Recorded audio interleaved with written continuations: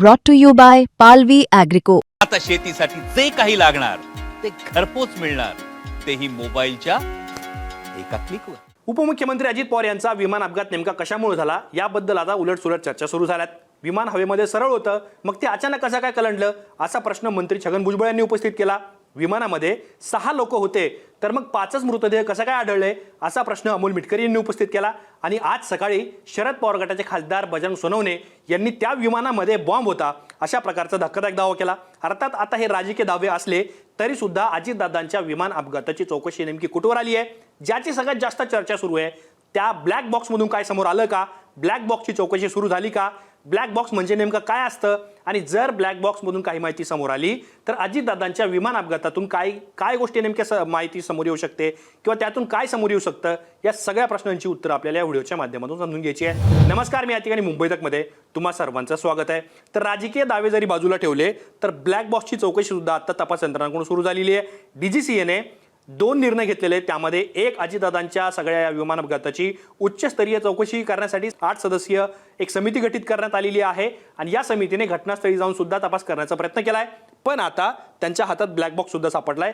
Black box हा flight data recorder आणि वैमानिकांच्या कॉकपिटमधील आवाज जतन करणाऱ्या उपकरणाला ब्लॅक बॉक्स असं म्हटलं जातं.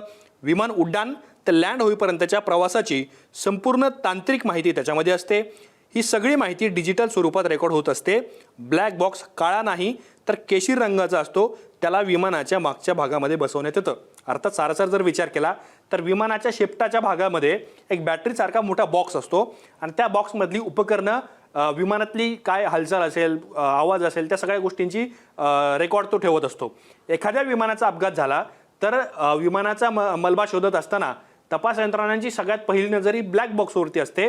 ब्लॅक बॉक्स जर ताब्यात घेतला तर विमान अपघाताची कारणं आणि याबद्दलच्या अनेक तांत्रिक माहिती सुद्धा कळू शकतात असं याबद्दल साधारण सांगू शकतं.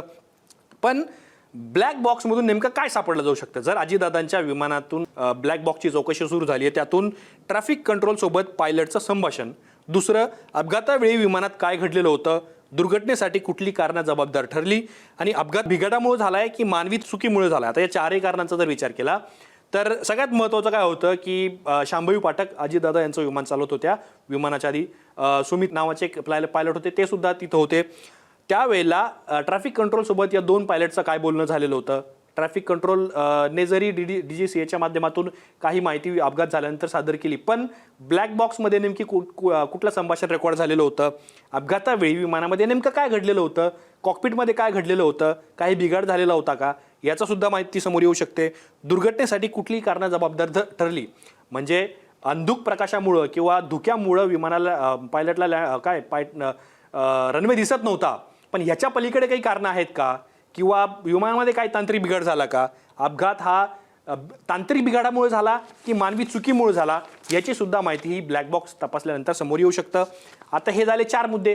पुढचे 4 मुद्दे महत्त्वाचे काय आहेत तर कुठली उपकरणं बंद पडली होती का, हवामान ऑटो पायलटची स्थिती काय होती, स्टेटस काय होतं, वेग, उंची, दिशा आणि इंधन साठ्याबद्दलची माहिती सुद्धा त्यातून समोर येऊ शकते, आणि बिघाडानंतर विमानामध्ये काय घडलेलं होतं. आता याच्यामध्ये ब्लॅक बॉक्सची ज्यावेळेस तपास होईल आणि त्यातून काही गोष्टी समोर येतील, त्यामध्ये कुठली उपकरणं बंद पडलेली होती विमानामध्ये याची सगळ्यात आधी माहिती दिली जाईल. त्याचबरोबर हवामान कसं होतं. सगळ्यात कळीचा मुद्दा अजितदादा यांच्या अपघातातला हा होता की हवामान काय, म्हणजे प्राथमिकदृष्ट्या जी माहिती समोर आली त्यातून त्या विमानतळामध्ये काय धोक्याचं आवरण पसरलं होतं. मग विमानाने 1-2 राऊंड मारले आणि त्याच्यानंतर लँडिंग करण्याचा प्रयत्न केला, पण विमान धावपट्टीच्या 100 ते 150 मीटर आधीच कलंडलं आणि कोसळलं असं ते सांगण्यात आलं. त्याच्यामुळं नेमकं काय झालेलं होतं ते ब्लॅक बॉक्सच्या माध्यमातून ती माहिती समोर येईल.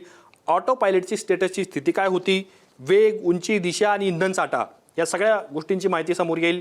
म्हणजे कुठल्याही विमानामध्ये इंधन साठा फार मोठा असतो, म्हणजे विमान प्रवास पूर्ण करून तो परत येऊ शकेल, किंवा हवेत जर विमानामध्ये बिघाड झाला तर त्यावेळेला त्या विमानाला कुठल्याही दुसऱ्या विमानतळावर पोहोचेपर्यंतचं इंधन साठा त्याच्यामध्ये असतो एक प्रकारे. आणि बिघाड झाल्यानंतर विमानामध्ये काय झालं, म्हणजे बिघाड झाला आणि त्याच्यानंतर गोष्टी कशा खराब होत गेल्या, कशा गोष्टी त्याच्यामध्ये बिघडत गेल्या, याबद्दलची सुद्धा माहिती ही समोर येईल.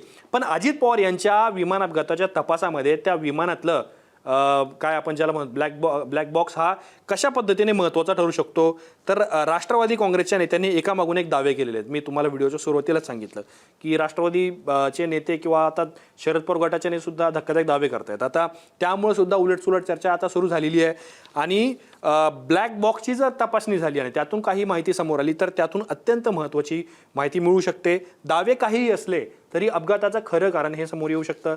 अर्थात राजकीय नेते हे आरोप प्रत्यारोप करतच असतात, पण तपास यंत्रणा ज्यावेळेला तपास करतायत, DGCA या सगळ्या प्रकारची चौकशी करते, त्यांनी केवळ ब्लॅक बॉक्स ताब्यात घेतलेला नाही आहे, तर ज्या ठिकाणी अपघात झालेला होता त्या विमानाचा सगळा मलबा सुद्धा हटवण्यात आलेला आहे.